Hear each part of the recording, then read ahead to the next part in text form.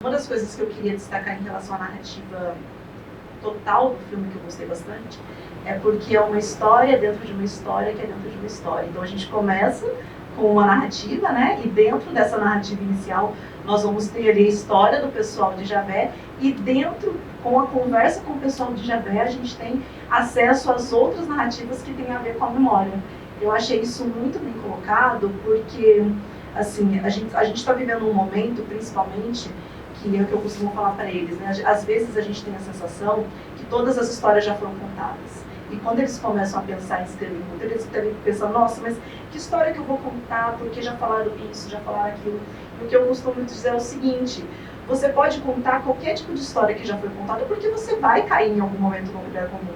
Mas a grande diferença, que é o que o cinema faz, é a maneira que você conta a história. E é isso que deixou esse filme mágico. Né? Você concorda, Wallace? Sim, é uma delícia assistir filmes assim, né? Em que dentro do roteiro e dentro da estrutura do filme há uma história que entra dentro de outra, e a gente vai vendo a mudança de tons, né? Tá uma iluminação natural, de repente vai para um tom mais sépia, para mostrar lá o pessoal bravo, conquistando a terra. E realmente, eu concordo com você, eu percebi isso e foi uma delícia, né? É muito bom quando a pessoa consegue estruturar essa história e deixar ela aprender a gente. Ficou muito bem colocado. Ô, Ana, você, Ana, pegando essa gancho que eles trouxeram, o professor Wallace trouxeram, sobre essas narrativas, né? A necessidade, assim, de colocar pessoas em confronto, né? Para contar a mesma história, né? Como se fosse, assim, dar o caráter científico, a credibilidade àquela história. Então ele coloca, por exemplo, as mulheres para contar a história da Maria, não me lembro, Maria de Iná, e a Maria de Iná aparece, né, de outras formas na história, para contar a história dos gêmeos, do Cosmo e do Damião, o filho da mãe e o filho da mãe, da outra, né? Então, como você interpreta, pensando hoje, numa época que a gente vive, que tudo a gente tem que duvidar e duvidar muito, né? Numa época em que fake news, redes sociais, está tudo aí, né? Permeando todas as coisas e o sentido acrítico, né? De tudo isso.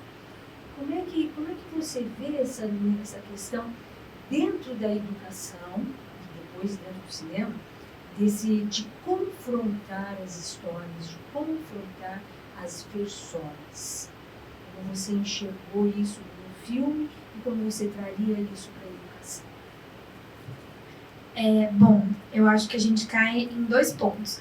O primeiro é, de novo, a questão da linguagem falada, da linguagem escrita, porque tanto na área da educação como no nosso dia a dia, aquilo que está escrito sempre vai acabar valendo mais. Tanto é que quando a gente vai fazer um combinado, às vezes um combinado assim, com um caráter mais sério, com alguma empresa, alguma coisa, você sempre tem que assinar um documento. Porque a palavra, hoje em dia, ela parece que caiu um pouco em desuso, não vale mais de nada. Em contraponto, aí eu vou te cortar, se você é bom educado, eu vou te cortar. Em contraponto ao primeiro mito da criação de Javé, sobre a história cantada, dos limites, né? E olha que interessante, eu até chamei a atenção do Vitor na noção de propriedade privada ali. A questão de cada um pegava um pedaço de terra que pode cultivar, nem mais nem menos. Concordo plenamente com você. Acho que no filme foi abordado isso. Era simplesmente falado e as pessoas respeitavam. E hoje em dia a gente praticamente não tem mais isso, né? A nossa palavra praticamente não vale de mais nada. O que me entristece um pouco, porque eu acho que a oralidade, ela tem muito valor, a linguagem escrita é de extremo valor também, mas a oralidade, ela tem um valor excepcional, sabe? Eu estudava num colégio que a gente tinha o nome de um projeto que era Quem conta um conto, aumenta um ponto. Porque toda vez que a gente vai contar algo, como a professora falou, e pegando um pouco da fala dela, vamos supor que eu vou contar para uma educação infantil a história da Chapeuzinho Vermelho. A história da Chapeuzinho Vermelho é a mesma, mas a forma como eu vou passar isso para uma criança vai ser diferente. Se eu for explicar para uma criança que 2 mais 2 é 4, é fato. Mas como eu vou explicar, acho que está aí na diferença, né? A forma como a gente vai trazer essa linguagem e essa explicação vai fazer a diferença na vida de um aluno. E o segundo ponto é que eu acho que a gente também cai naquele velho ditado de que existe a minha verdade, a sua verdade a nossa, e a verdade, né? Que a gente, assim, nunca vai saber de fato o que aconteceu. Assim como no filme, a gente nunca vai saber realmente qual foi a origem de Javé. Se foi um conjunto de todas aquelas histórias que foram faladas, se foi uma delas ou se não foi nenhuma delas. E como você falou, na narrativa da educação, eu trago isso para assim, uma problemática bem atual do cotidiano, quando a gente vai trabalhar com criança.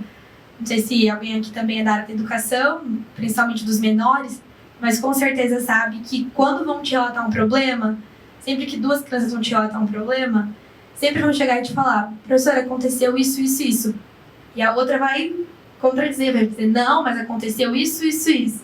E aí a gente, como professor, precisa saber mediar, ser o mediador, que é aquilo que a gente sempre conversa durante as nossas aulas, e conseguir interpretar da melhor forma a situação e auxiliá-los em como resolver os conflitos. Porque, assim, eu, pelo menos, acredito que a gente não pode resolver os conflitos para as crianças. A gente precisa explicar como devem ser resolvidos. Tem que buscar, eles que devem buscar, né? Sim. Orientar para que eles busquem essas soluções. Nosso papel é ser mediador, ser orientador. Então, eu acredito que dentro de um viés pedagógico, essa seria a minha opinião. Posso falar? Claro. Acho que não precisa, não. Gosto de falar. É que a gente está gravando. Ah, tá. Desculpa. Queria perguntar para vocês o que eles fizeram com a verdade. Porque o filme termina aberto, bem longe do objetivo, né? E começa com a questão do resgate da história, das histórias, porque não é uma história, são várias histórias. É escrever algo verdadeiro que possa convencer, né, que a importância que tem aquele lugar para ele não ser destruído, né? O patrimônio. Mas no livro tem desenho, né? E é uma competição generalizada porque quem tem a verdade. Então, o que é a verdade?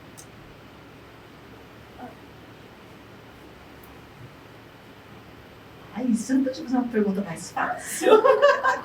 Super complexo.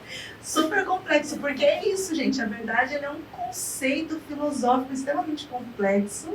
E quando a gente se pergunta o que é a verdade, o que é a verdade dessa narrativa, por exemplo, que a gente assistiu, cada um lá tinha a sua verdade que tem a ver com o seu ponto de vista, que é o que a Ana estava comentando até agora. Né? E brigava por ela, porque assim, por exemplo, se nós 4 aqui que estamos nesse debate e todo mundo aqui está dando a sua visão de mundo, a sua visão do filme, que obviamente tem a ver com a sua visão de mundo, com as áreas que a gente estuda, que nós somos especialistas, cada um de nós aqui tem a nossa verdade. Então a gente sempre está lidando com isso de diversos pontos de vista, que foi o que aconteceu na narrativa, né? Que cada um ali queria mostrar o seu ponto e a sua verdade, e cada um tinha os seus próprios argumentos para provar a sua verdade. Realmente, o que é a verdade? Assim, mas eu vejo verdades. Assim, na narrativa, eu vejo verdades de óticas diferentes, né? De populações diferentes. Por exemplo, o Hilde, o herói lá, ele é um negro da comunidade quilombola, mas ele não deixa de ser a figura do Salvador, né? Desses arquétipos que vão aparecer de repente. Mas tem uma coisa que, assim, a verdade, ela não deixa de ser verdade, mas ela não consegue se juntar. Ela não consegue se juntar. O que ela consegue, daí o personagem principal, o Biá, né, que ele traz, é que ele começa. Qual é a história dele na comunidade? A história dele é descrever mentiras, né? Ou verdades que não podem ser ditas, né? A vida sexual da fulana, a orientação sexual do ciclano, a predileção sexual do outro, quer dizer, essas questões. Mas juntar essa verdade e acreditar nisso, ela perde a força. Assim, é uma leitura. E aí eu fico pensando, né, que instrumento é esse? Porque, de novo, assim, a transformação do senso comum em ciência, para que servir? É um instrumento de dominação ou um instrumento de libertação?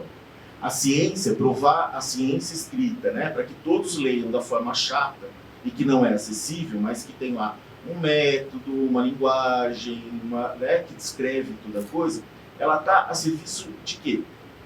Até um determinado momento, até consigo entender que estava a serviço do progresso. Mas e hoje, a serviço do quê? O que foi? Porque assim, né, a história é rica, a história tem elementos, eu acho que tem coisas assim, tem a história do cara que está enterrado, a identidade de quem morreu, a identidade do sino e tal, mas por que ela não conseguiu ser juntada? É óbvio, né, que não é a resposta, mas essa reflexão assim de por que essa história tão rica, que é tão real, mas que tem um olhar cada um e que a gente explica com analogia e metáfora, né? Ela desaparece e não ganha força para ser escrita no livro e para servir de instrumento de prova que esse lugar deve permanecer intacto e presente. Entende? Mas aí, Vitor... desculpa. Até falando, né, eu comentei que a gente fez essa discussão também. E, na verdade, o filme ele fecha, porque no fim a gente percebe que todos eles vão embora juntos, por um motivo: o sino. Então, da mesma forma que chegaram. Da mesma Sim, forma sim, que chegaram. exatamente. E aí é cíclico ou é em É o espiral? que conecta aquela comunidade. Por exemplo, se você pegar um arquiteto para falar daquele lugar, ele vai falar da questão arquitetônica, ele vai trazer toda essa questão. Mas para aquela comunidade, o que tinha, o que conectava Javé são eles no entorno do sino. Né? Então, começa eles chegando, né, como sino, e agora é como se repetisse. Né? O início de uma nova história, que termina Exato. uma com sino e vamos começar. Agora, a leitura que eu faço dessa questão da verdade, e aí onde entra a questão das verdades científicas e aí como o cinema retrata. Eu acho que exatamente a gente percebe que nas acariações ali, nos confrontos de verdades, diferentes pontos de vista sobre a origem da cidade, que começou a cidade, a gente não vê uma relação, você vê uma discussão entre eles para chegar num consenso, mas você não vê uma relação de dominação, a minha verdade é melhor que a sua, a minha verdade, sabe? Então, não existiu um consenso sobre a história verdadeira dali. Mas eu entendi também que as diferentes versões, né, da história, daquela história inicial, elas foram respeitadas. Mas isso não vejo também que unifica a verdade.